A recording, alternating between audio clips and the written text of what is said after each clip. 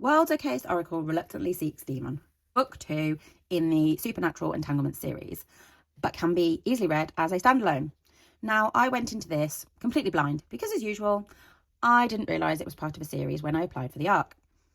Now, I don't think it makes much of a difference if you haven't read Zomromcom first, other than perhaps familiarising yourself a little more with the supernatural element and world building.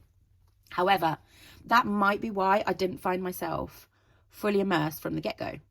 There was a lot of information thrown at you at the start, alongside a sort of previously on catch-up, and I think that some of that would have landed more naturally had I read the first book. It would have taken away some of the need to learn the world building and who everyone was from scratch. Now, Gwen can see the future, just not necessarily when she needs to. She loves cheese, has a huge heart, and is an oracle whose visions don't always behave themselves.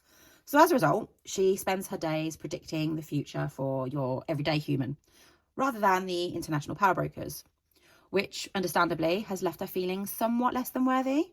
So when zombies escape from their secure compound, as they do, and she has her first truly world-altering vision, she needs help, and she needs it now. Enter Hugh, the demon who 20 years ago watched Gwen bomb her oracle verification test. And of course, as it always goes, they have to put aside their differences and their complicated past and work together to unravel the scheme behind the zombie breach. Even with her newfound power, she can't predict how quickly they both seem to feel more for one another than just work partners. The race is on, the fate of humanity is at risk. What will they do for a potential future together, however short that may be? Now, this isn't your typical romance.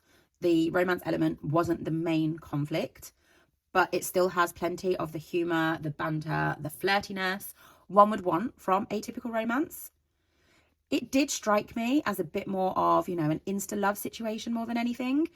And sometimes that does work, and sometimes it comes across as mildly cheesy. And no, I'm not referring to Gwen's favourite rom-com TV series. They met 20 years ago over a span of about 20 minutes, so their chemistry and their connection hadn't really got a solid foundation. So in all fairness, I'm not sure how I felt about their budding romance. It wasn't unbelievable, but it did feel a little rushed at times, and I never quite felt that solid foundation underneath their connection. This was interesting. It was silly and wonderfully punny, which I do believe is Olivia's signature style. Now, I've only read one other book by Olivia, At First Sight, which I really enjoyed, both the book and her writing. So that definitely came through again with this one. Gwen is all about community, support, and having a big heart. And Olivia has done a wonderful job of showing just how important those things are. But also just a quick mention of Hugh. He's caring, he's considerate.